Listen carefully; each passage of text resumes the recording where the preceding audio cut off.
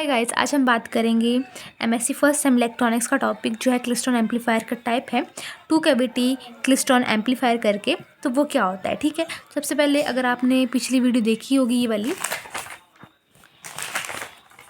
तो आपको आगे की भी समझ आएगी। इसमें 1 कैविटी थी, अब 2 कैविटी लेके चल रहे हैं, ठीक है। तो इसमें क्या होता है, हमारे पास ये जो है ये चीज़ क्या है, हमारे पास ये कैविटी है और ये होती है बंचर कैविटी, ये होती है कैचर कैविटी, गैप ए, ये है drift space, gap B collector anode electron gun, और ये आरएफ है, ये लूप कपलिंग हो रही है यहाँ पे। और क्या लिखे मैंने यहाँ पे, ड्यूरिंग पॉजिटिव साइकिल ऐसा होगा, ये नेगेटिव कैथोड ए एनोड करके। तो कंस्ट्रक्शन देख लेते हैं। Here electron gun is connected to the negative terminal of the battery. Electron gun negative terminal, battery के नेगेटिव टर्मिनल के साथ जुड़ी हुई है। And terminal connected to the collector, और जो टर्मिनल है वो किसके साथ जुड़ा हुआ है, कलेक्टर के साथ जुड़ा हुआ है। Next terminal positive terminal collector के साथ जुड़ा हुआ है। The generated electron will travel in forward direction towards collector. तो कलेक्टर की तरफ इस तरह से जाएंगे, हमारे पास इलेक्ट्रॉन्स जो हैं जनरेट होंगे because electron attracted toward the positive terminal. यहाँ पे पॉजिटिव टर्मिनल इस तरफ, तो इलेक्ट्रॉन यहाँ से पॉजिटिव तरफ ही जाएंगे, ऑब्वियसली कॉमन सेंस की बात है। आगे है यहाँ पे the first cavity called buncher cavity and the second cavity called catcher cavity. सब कुछ मैंने बता दिया। अब हम आते हैं वर्किंग के ऊपर। तो वर्किंग में क्या होगा, जो इलेक्ट्रॉन्स होंगे आपके पास वो जनरेट होंगे फ्रॉम इलेक्ट्रॉन गन। जो इलेक्ट्रॉन गन है हमारे पास यहाँ पे, ये इलेक्ट्रॉन को जनरेट करेगी। और जो the EL ER EE will move forward. ये क्या है हमारे पास, EL क्या है, ये आप लोगों को मैंने पिछली वीडियो में बताया कि EL क्या होता है हमारे पास, इलेक्ट्रॉन जिसमें इलेक्ट्रॉन रिड्यूस होते हैं।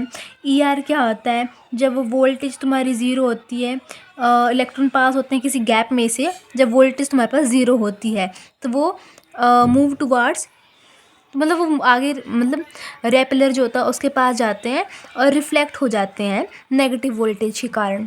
और EE क्या होता है तुम्हारे पास, EE यानी have maximum gap voltage and electron accelerated and penetrate deeper in the repeller space. यानी कि ये चीज़ें जो मैंने आपको बताई हैं पिछली वीडियो में, ठीक है।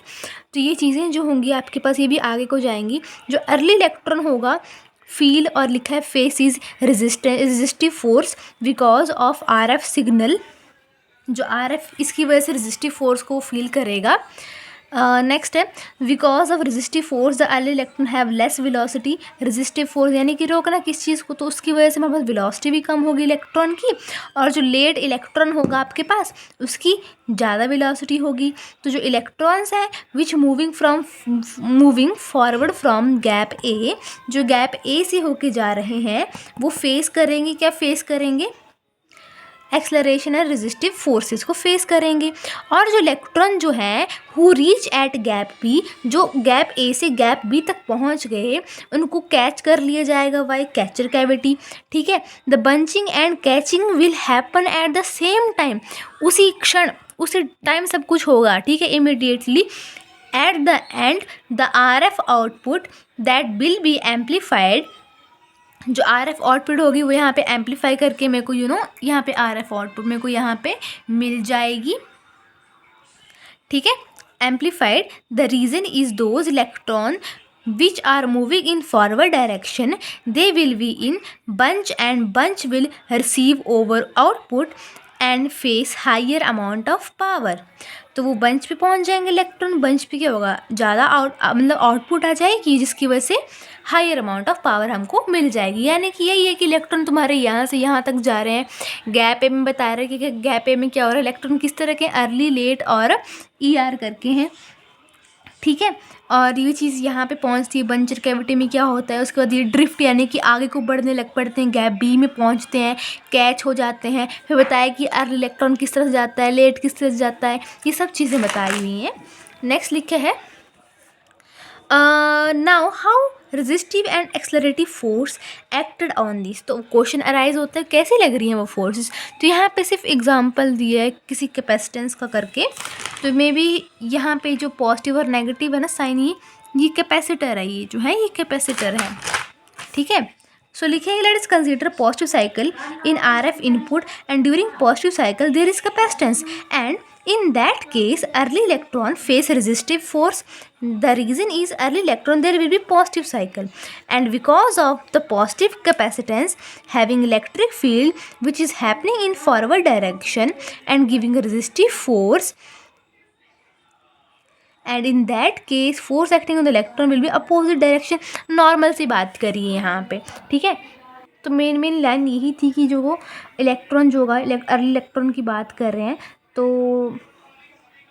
उसका पॉजिटिव साइकिल होगा और पॉजिटिव कैपेसिटेंस होगी, इलेक्ट्रिक फील्ड होगी उसके अंदर फॉरवर्ड डायरेक्शन की और रेजिस्टिव फोर्स भी होगी, और जो फोर्स इलेक्ट्रॉन के ऊपर लग रही होगी वो अपोजिट होगी, यानी फोर्स उल्टी दिशा में लग रही होगी इलेक्ट्रिक फील्ड के भी अपोजिट, क्योंकि आपको पता है इलेक्ट्रॉन अपोजिट मूव करते हैं इलेक्ट्रिक फील्ड के और होल्स इलेक्ट्रिक फील्ड के साथ साथ जाते हैं। Thus early electron have less velocity when the cycle coming late electron will arrive in gap A में लेट इलेक्ट्रॉन पहुंचेगा, तो जो पोलैरिटी होगी वो चेंज हो जाएगी, यानी नेगेटिव पॉजिटिव हो जाएगा, पॉजिटिव नेगेटिव हो जाएगा। सो इलेक्ट्रिक फील्ड यानी कि ये जो बात हो रही है नेगेटिव पॉजिटिव इनकी बात हो रही है, ठीक है। So electric field direction will be change, so late electron face accelerative force thus velocity more. तो वही चीज़ नॉर्मल सी बात है।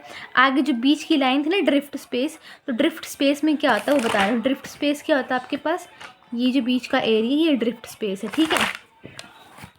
So now in drift space, early electron with low velocity and late electron with higher velocity, when they travel drift space, then they will combine over gap B and forming bunch of electron and received by output cavity and will be having amplification at RF output, so that how two cavity klystron working। तो ये लिखा है कि drift space में जो early electron होते हैं उसकी कम वेलोसिटी होती है, लेट इलेक्ट्रॉन की हाई वेलोसिटी होती है। जब वो ट्रैवल करते हैं ड्रिफ्ट स्पेस से तो वो इकट्ठे हो जाते हैं गैप बी में, मतलब दोनों मिल जाएंगे इस तरह से और एक बंच को फॉर्म कर देंगे, और वो आउटपुट कैविटी बंचर कैविटी में जाएंगी। उसके बाद जो आउटपुट होगी वो आउटपुट कैविटी में आ जाएगी, जैसे RF की बात कर रहे हैं कि हैविंग एम्पलीफिकेशन एट RF में मिल जाएगी।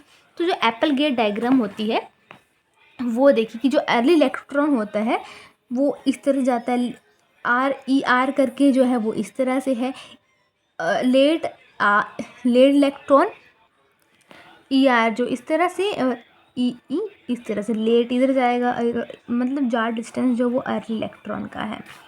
सो वही है, जब हमारे पास पॉजिटिव की बारी होगी तो पॉजिटिव में अर्ली होगा यहाँ पे, और जो ER करके होगा वो इधर पहुँच जाएगा 0 पे, तो क्योंकि ER 0 ही होता है, आपको मैंने बताया था।